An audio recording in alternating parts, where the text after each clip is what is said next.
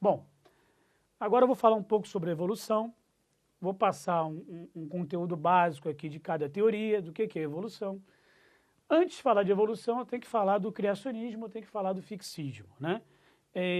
Até hoje, você tem lá Estados americanos, o Texas, por exemplo, eles são criacionistas, eles não acreditam em evolução. O que diz o criacionismo? O criacionismo diz que Deus criou todos os seres da forma que eles são, que não existe evolução, aquela conquista do ambiente terrestre, tudo aquilo que a gente estuda, das características que são vantajosas, que vão selecionando os indivíduos a viver bem adaptados, isso não existe. Para o criacionismo, você tem Deus como criador de tudo e no fixismo não existe evolução. Então aqui, Deus criou os seres da forma como eles são e no fixismo eu tenho a ideia de que eles não precisam evoluir, eles são fixos, não existe evolução. Então o sapo foi criado como ele é, a cobra foi criada como ela é e você foi criado do jeito que você está aí hoje. Beleza. O primeiro cara a discutir isso aí, a expor o trabalho dele para a comunidade científica foi Jean-Baptiste Lamarck, né, um naturalista. Ele começou a observar lá a girafa, lembra da história da girafa, que vai servir para Lamarck, vai servir para Darwin. Eu tenho lá a girafa, não é isso? Só que para ele, você tinha girafa de pescoço curto, que quando acabou o alimento rasteiro, esticou o pescoço para poder comer a copa das árvores, o vegetal que estava na copa das árvores. Então, para Lamarck, ele se modificou por uma necessidade imposta pelo meio. O que ele defendia? Lei do uso e desuso. O que é isso? Se eu uso muito um órgão, ele vai hipertrofiar. Se eu uso pouco esse órgão, ele tende a atrofiar. Até aí, não é nenhum absurdo. Se você for para a academia e malhar um braço só, você vai ficar só com um braço forte. Agora, qual foi o grande problema de Lamarck? É que ele colocava essa necessidade de hipertrofia por uma necessidade imposta pelo meio. Aí ele falou da herança dos caracteres adquiridos. Foi um grande erro. Você falar que uma característica que você adquire ao longo da vida, você vai passar para a sua prole. Por exemplo, então você virou um fisiculturista, está forte pra caramba, ele quis dizer que o seu filho já vai nascer forte. Ou se você perde um membro, perdeu um braço, perdeu uma perna ao longo da vida, que seu filho vai nascer sem esse membro. Um pesquisador alemão fez uma experiência super simples, cortando o rabo de um camundongo e mostrando que a prole do camundongo nascia com o rabo, quebrando um pouco essa teoria de Lamarck. Hoje nós sabemos que algumas características que são adquiridas ao longo da vida, por exemplo, uma mutação, se alterar o material genético do meu gameta, eu posso passar isso para minha geração, não confundindo com doenças, características congênitas que aparecem ao longo da gestação. Então, lei do uso e desuso, usei muito o órgão, ele hipertrofia, usei pouco, ele atrofia. No caso, herança de caracteres adquiridos, isso que você atrofiou vai ser passado para a próxima geração, para a sua prole. Então eu queria que vocês guardassem que quando você falar de Lamarck, o meio vai atuar como fator modificador do ser. Ou seja, por uma característica imposta pelo meio, eu vou me modificar para estar bem adaptado. Então cuidado com as palavras modificação, induzir a modificar, se transformar, se adaptar. Isso vai estar indicando uma ideia lamarquista. Agora, quando você fala de darwinismo, o que eu tenho aqui? Charles Robert Darwin fez aquela viagem a bordo do navio Beagle e ficou impressionado com Galápagos, que é um arquipélago, e nesse arquipélago ele observou essas aves aqui, que são os tentilhões. Ele observou que em cada ilha desse arquipélago você tinha um tipo de alimento, e você tinha um tipo de ave com um bico adaptado para aquele alimento. Se fosse Lamarck, o que Lamarck diria? Que essas aves modificaram os seus bicos para poder se alimentar. Já Darwin falou o quê? Que você tinha um ancestral comum nessa ilha, que depois que ela se ramificou, virou esse arquipélago, por alimentos diferentes que eu tinha em cada ilha, eu tinha indivíduos mais aptos para poder se alimentar daquele alimento. Então poderia ser um fruto, poderia ser uma semente, poderia ser a larva de um inseto.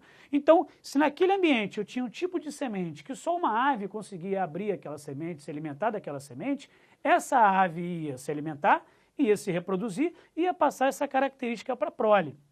Então, para Darwin, o que ele viu? Que o meio atua como fator selecionador. Eu tenho indivíduos diferentes e aquele que está mais apto vai sobreviver, vai se alimentar e vai sobreviver.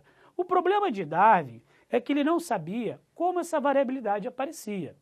Ele pegou a teoria malthusiana, que dizia que, por exemplo, a disponibilidade de alimento crescia, aparecia ali como uma PA, enquanto a população era uma PG. Então o alimento ia de 2 para 4 para 6, enquanto a população ia de 2 para 4 para 8 para 16 e 32.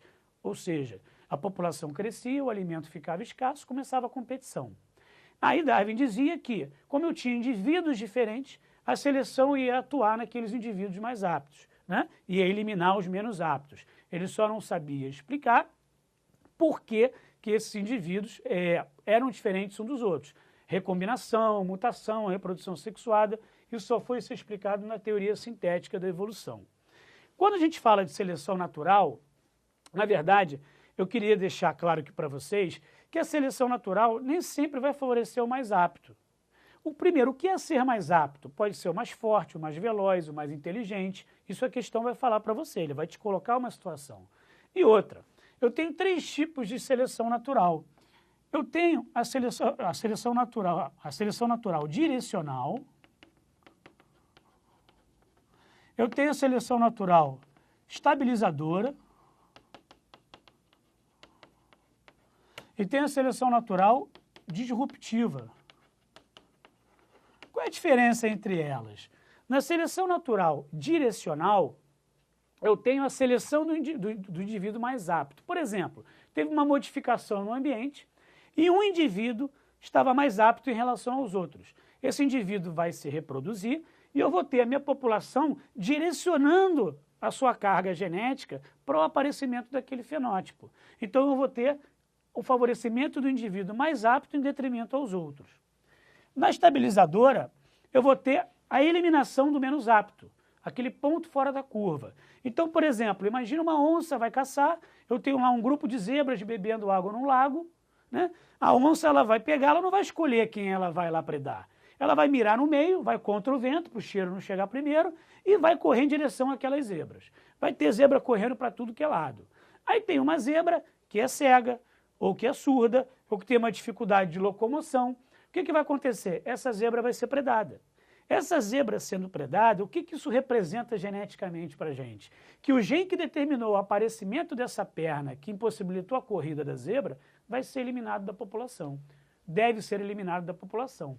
Então, a estabilizadora, você tende a estabilizar a população, a homogeneizar a população, tirando quem tem problema. Então essa favorece o mais apto, mais ou menos assim, essa aqui eu tiro quem tem problema.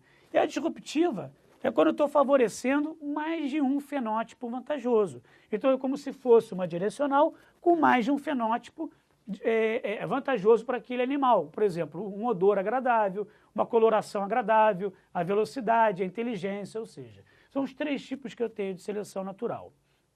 No neodarwinismo, ou teoria sintética da evolução, eu vou ter as ideias de Darwin associadas aos conhecimentos de genética e biologia molecular. Então, como assim? Aquilo que Darwin não conseguiu explicar, que foi como aparecia a variabilidade na população para que ocorresse a seleção natural, agora vai ser explicado com os conhecimentos de genética e biologia molecular. O que é biologia molecular? É o estudo do DNA, do RNA, do DNA recombinante que a gente estava falando. Tudo que vai mexer com a parte de bioquímica de material genético vai estar dentro de biologia molecular. E quando a gente fala genética, é mais a genética clássica.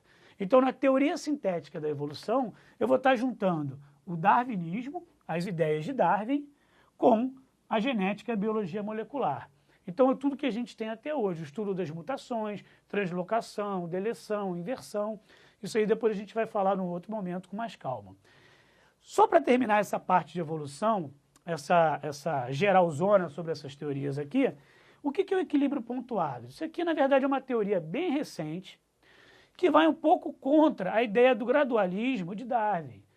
O que Darwin dizia? Que os seres, que as espécies vão se modificando ao longo do tempo através da seleção natural. Corretíssimo. Você não pode dizer que o indivíduo se modificou para se adaptar, mas você pode dizer que uma espécie se modificou ao longo do tempo através da seleção natural. Só que Darwin dizia que isso era uma coisa lenta e gradual, né? Passando uma ideia para a gente de uma evolução que a gente chama de evolução anagênica. ou anagênese. O que é isso? Modificações graduais, que vão em contra a cladogênese. Na cladogênese, eu vou ter características marcantes ao longo da evolução.